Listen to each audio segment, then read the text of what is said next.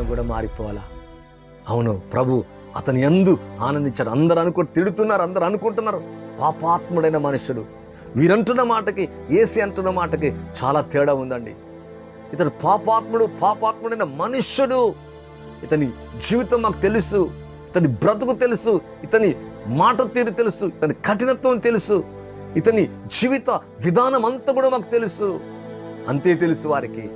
కానీ జీవితాన్ని మార్చగల ఆ ప్రభువు గురించి వారికి తెలియదు.